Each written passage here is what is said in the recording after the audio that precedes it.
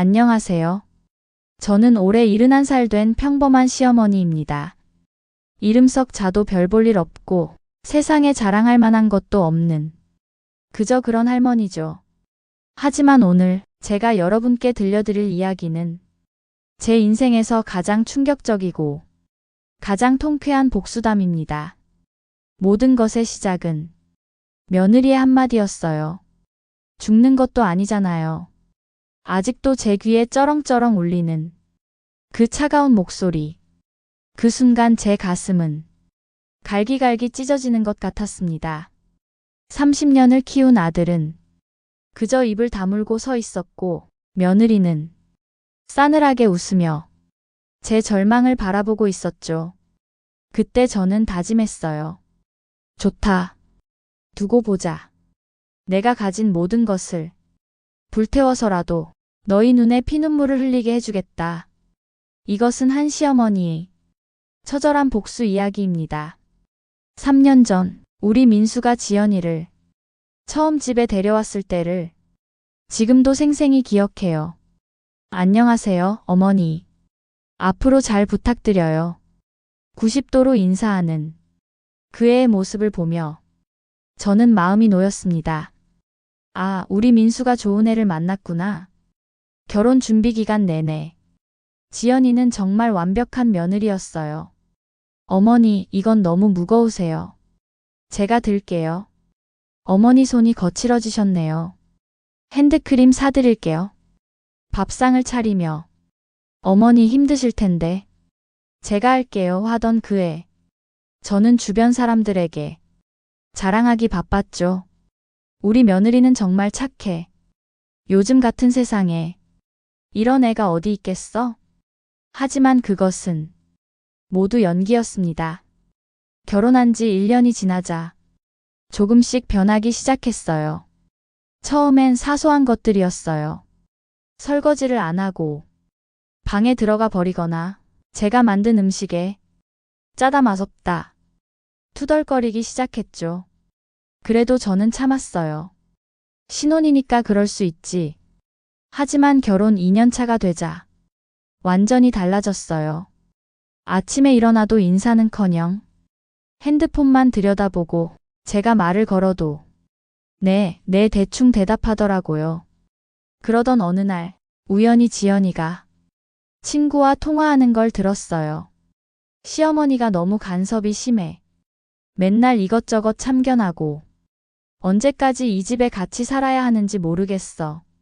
제 가슴이 철렁했지만 그래도 견뎠어요. 며느리 입장에서 답답할 수도 있지. 하지만 결정적인 순간은 결혼 3년 차에 왔습니다. 어느 날 밤 화장실에 가려다가 우연히 부엌에서 하는 아들과 며느리의 대화를 들어버렸어요. 여보, 언제까지 당신 엄마랑 같이 살 거야? 지연이의 목소리였어요. 그게 엄마가 혼자 계시는데. 아, 답답해. 당신 엄마 왜 이렇게 오래 살아? 다른 집은 벌써 집을 물려받았다고. 지연아, 집도 우리 이름으로 바꾸고 예금 통장도 관리해야 하는데 언제까지 모른 척 할 거야? 그 순간 제 다리에 힘이 빠졌어요. 조용히 제 방으로 돌아가 이불을 뒤집어 쓰고 하루 종일 울었습니다. 하지만 다음 날 아침 저는 아무 일 없었다는 듯 아침상을 차렸어요. 지연아, 얼른 와서 밥 먹어라. 네, 어머니. 여전히 가식적인 미소를 짓는 며느리를 바라보며 저는 속으로 다짐했어요. 그래, 참아보자. 얼마나 더 나오나? 하지만 제 가슴 속에는 작은 불씨가 피어나기 시작했습니다. 그해 겨울 저에게 청천벽력 같은 소식이 날아들었어요. 건강검진에서 담낭에 용종이 발견된 거예요. 의사 선생님 말씀으로는 악성 가능성이 있으니 빨리 수술을 받아야 한다고 했어요. 수술비가 400만 원. 평생 알뜰살뜰 모아둔 제 통장에는 100만 원밖에 없었어요. 집 한 채는 있지만 당장 현금이 필요한 상황. 저는 마지막 용기를 내서 민수에게 부탁했어요. 민수야. 아들은 퇴근 후 소파에 앉아 TV를 보고 있었고 지연이는 옆에서 핸드폰을 만지작거리고 있었어요. 엄마가 수술을 받아야 할 것 같다. 수술요? 어디가 아프세요? 지연이가 핸드폰에서 눈을 떼지도 않고 물었어요. 담낭에 용종이 생겼어. 의사가 빨리 떼어내야 한다고. 그래서요? 차가운 목소리. 수술비가 400만 원 정도 드는데. 그제야 민수가 TV에서 고개를 돌렸어요. 400만 원이요? 그래. 엄마가 가진 돈으로는 모자라서. 이번 한 번만 도와주라. 순간 집안이 조용해졌어요. 민수는 입을 다물고 지연이 눈치만 보고 있었고 지연이는 한숨을 크게 쉬며 핸드폰을 내려놓았어요. 어머니. 지연이가 입을 열었어요. 저희도 요즘 힘들어요. 민수 오빠 회사에서 임금 동결됐고 제가 다니던 회사도 구조조정으로 그만뒀거든요. 그래도 죽는 것도 아니잖아요? 그 순간 세상이 멈춘 것 같았어요. 뭐라고 했니? 죽는 것도 아니라고요. 그렇게 돈만 달라 하시면 저희도 못 살아요. 제 혈관 속 피가 얼어붙는 것 같았어요. 30년 동안 기른 아들은 여전히 입을 다물고 있었고 며느리는 다시 핸드폰을 들여다보며 마치 아무 일도 아닌 듯 굴고 있었어요. 그래. 저는 떨리는 목소리로 겨우 대답했어요. 알겠다. 엄마가 괜한 소리 했구나. 그날 밤 저는 잠을 이루지 못했어요. 죽는 것도 아니잖아요. 그 말이 계속 귓속에서 맴돌았어요. 하지만 충격은 거기서 끝이 아니었어요. 그로부터 일주일 뒤 더 경악할 만한 일이 벌어졌어요. 지연이가 친정 엄마와 통화하는 걸 우연히 들었는데 엄마, 크루즈 여행 예약했어요. 아빠 칠순이니까 특별하게 해드리자고요. 얼마나 들었는데? 1,000만 원 정도요. 민수 오빠가 적금 깨서 준비했어요.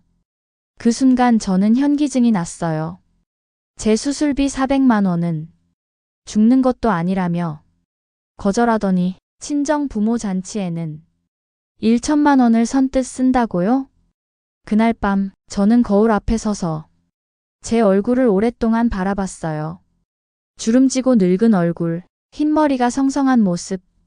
이렇게 무시당하며 살 거냐, 박순임아? 거울 속 제 모습에게 물어봤어요. 좋다. 네가 그렇게 나를 무시하지? 내가 어떻게 나오는지 똑똑히 보여주마. 그 순간부터 저의 복수가 시작됐어요. 다음 날 아침 저는 일찍 일어나 부동산 중개사무소로 향했어요. 사장님, 우리 집 매물로 내놓으려고 하는데요. 어머니 댁 말씀이세요? 음마 아파트 말이죠? 네, 빨리 팔고 싶어요. 사장님이 놀란 표정으로 저를 바라봤어요. 그런데 갑자기 왜요? 아드님은 아세요? 몰라도 돼요. 제 집이니까 제가 처분하는 거죠. 집값이 시세보다 2,000만 원 싸게 나가도 상관없다고 했어요. 며칠 후 집이 팔렸다는 연락이 왔어요. 그 길로 시골에 있던 밭과 임야도 모두 매물로 내놓았어요. 그리고 은행에 가서 3억 2천만 원이 들어있던 적금도 모두 해지했어요. 총 15억 원의 현금이 제 통장에 들어왔어요. 그날 저녁 민수가 황급히 집에 왔어요. 엄마, 집을 왜 파신 거예요? 아들의 얼굴은 새하얗게 질려 있었어요. 부동산에서 연락이 왔는데 우리 집이 팔렸다고. 지연이도 옆에서 벌벌 떨고 있었어요. 어머니, 저희와 상의도 없이 어떻게? 상의? 저는 비웃음을 터뜨렸어요. 상의는 무슨? 내 집인데 내가 팔면 안 되나? 그래도 너희가 필요하다 했잖아. 돈 말이야. 네. 지연아, 네가 뭐라고 했지? 죽는 것도 아니라고 했잖아. 그런데 지금은 왜 그래? 며느리의 얼굴이 점점 파래졌어요. 그런데 말이야. 한 푼도 너희한테 줄 생각은 없다. 엄마. 민수가 소리를 질렀어요. 그럼 어떻게 하려고요? 그건 내 맘이지. 너희가 상관할 바 아니야. 그날 밤 며느리는 밤새 흐느껴 울었어요. 하지만 저는 한숨도 못 자면서도 마음이 시원했어요. 이제 시작일 뿐이야. 그러던 중 더욱 충격적인 사실을 알게 됐어요. 동네 슈퍼 사장님이 저에게 조심스럽게 말을 꺼냈어요. 어머님 혹시 며느리 취업했나요? 아니요, 아직 일구하고 있는 중인데요. 그런데 요즘 헬스장에 다니던데. 헬스장이요? 네, 그런데 거기 남자 트레이너와 너무 친하게 지내는 것 같아서 가슴이 덜컥했지만 일단 모른 척했어요. 하지만 그날부터 며느리의 행동을 유심히 관찰하기 시작했어요. 매일 오후 2시경 산책 나갔다 올게요 하며 집을 나서는 며느리. 돌아오는 시간은 저녁 6시경. 산책치고는 너무 오래 나가 있었어요. 그리고 핸드폰을 보는 빈도도 눈에 띄게 늘었어요. 카톡 알림이 올 때마다 슬쩍 미소를 짓더라고요. 어느 날 저는 며느리를 몰래 따라가 봤어요. 집에서 나선 며느리는 버스를 타고 시내까지 나갔어요. 그리고 큰 헬스장 앞에서 내렸어요. 1시간쯤 지났을 때 며느리가 나왔는데 옆에 젊은 남자가 붙어 있었어요. 키 크고 잘생긴 20대 후반 정도의 남자. 두 사람은 카페로 들어갔고 저는 멀리서 지켜봤어요. 며느리가 그 남자의 손을 잡고 있는 게 보였어요. 저는 핸드폰으로 그 장면을 찍었어요. 며칠 더 지켜본 결과 두 사람이 모텔까지 들어가는 걸 확인했어요. 증거는 충분했어요. 그날 저녁 아들이 퇴근한 후 저는 민수를 불렀어요. 민수야, 네가 봐야 할 게 있다. 뭔데요? 저는 핸드폰을 꺼내 사진들을 보여줬어요. 카페에서 손을 잡고 있는 사진, 모텔에 들어가는 사진. 민수의 얼굴이 점점 굳어졌어요. 이게 뭐예요? 내 아내의 진짜 모습이다. 거짓말이에요. 거짓말? 그럼 내일 같이 가서 직접 확인해보자. 다음 날 오후, 저와 민수는 헬스장 앞에서 기다렸어요. 시간이 되자 며느리가 나타났어요. 그리고 그 남자와 함께 카페로 들어갔어요. 민수는 벌벌 떨며 그 광경을 지켜봤어요. 저게 정말 지연이에요? 그래. 내 눈으로 똑똑히 봐라. 두 사람이 모텔로 향하는 걸 본 순간 민수는 그 자리에 주저앉았어요. 으아악. 아들의 절규가 거리에 울려 퍼졌어요. 그 순간 저는 속으로 웃음을 삼켰어요. 이제야 정신이 드니?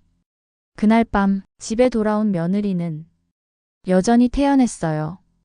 다녀왔습니다. 그래, 어디 갔다 왔니? 친구 만나고 왔어요. 거짓말을 뻔뻔하게 하는 모습을 보니 더욱 화가 났어요. 민수는 방에서 술을 마시며 울고 있었어요. 다음 날 아침 저는 며느리를 거실로 불렀어요. 지연아, 앉아라. 네. 며느리가 의아한 표정으로 제 맞은편에 앉았어요. 네가 김민호 씨와 사귀고 있다는 거 다 안다. 순간 며느리의 얼굴이 새하얗게 질렸어요. 뭐라고 하세요? 모텔 들어가는 것까지 다 봤어. 그게 어떻게 변명할 거니? 며느리는 한참 동안 말을 못하더니 갑자기 무릎을 꿇었어요. 어머니 죄송해요. 정말 죄송해요. 지금 와서 사과해. 너무 늦었다. 제발 민수 오빠한테는 말하지 말아주세요. 이미 다 말했어. 뭐라고요? 민수도 어제 다 봤어. 네가 그 남자랑 모텔 들어가는 것까지. 며느리는 그 자리에서 기절할 듯이 쓰러졌어요. 어떡하죠, 어떡해요. 네가 알아서 해야지. 어머니, 제발. 한 번만 용서해 주세요. 그 순간이었어요.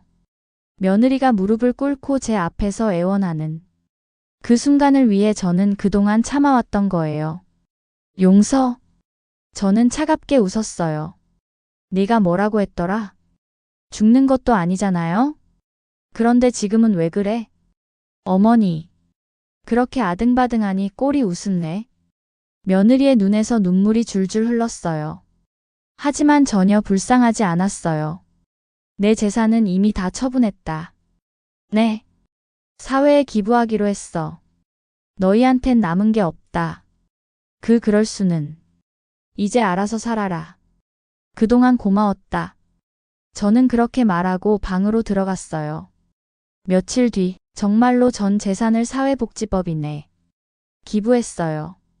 15억 원 전액을 불우한 이웃을 위해 쾌적한다는 소식이 지역신문에 실렸어요. 그날 저녁 TV 뉴스에서도 제 이야기가 나왔어요. 평생 모은 재산 15억 원. 사회에 환원한 70대 여성.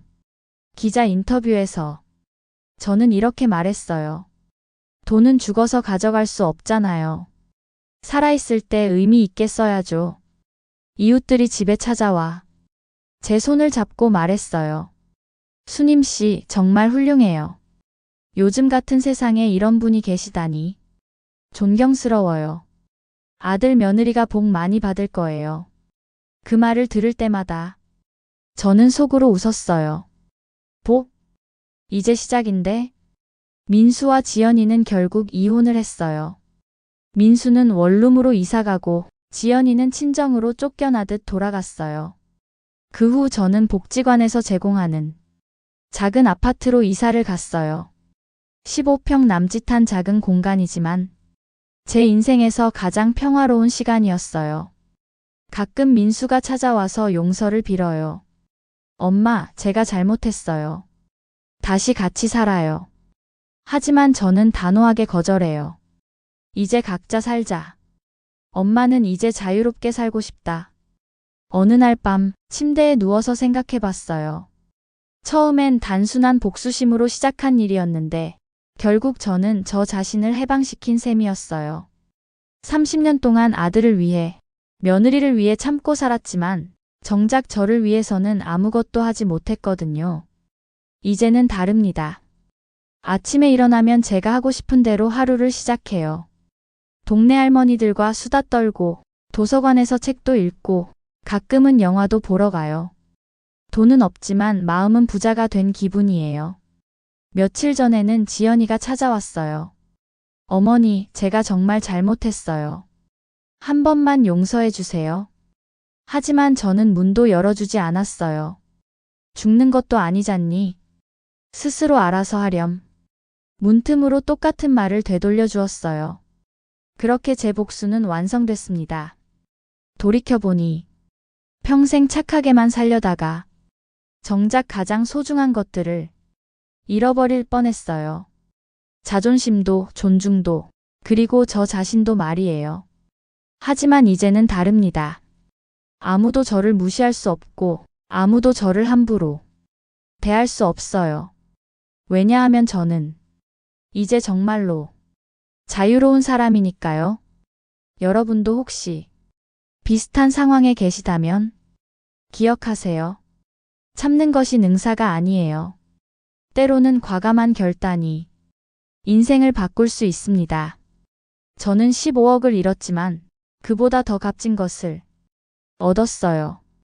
바로 제 자존심과 자유를 되찾은 거죠. 오늘의 이야기는 여기서 마무리하겠습니다. 시청해주신 모든 분들께 감사드립니다. 이 영상이 여러분께 조금이나마 도움이 되셨다면 구독과 좋아요 버튼을 꾹 눌러주시고 댓글로 여러분의 생각도 들려주세요. 다음에도 더 좋은 이야기로 찾아뵙겠습니다. 감사합니다.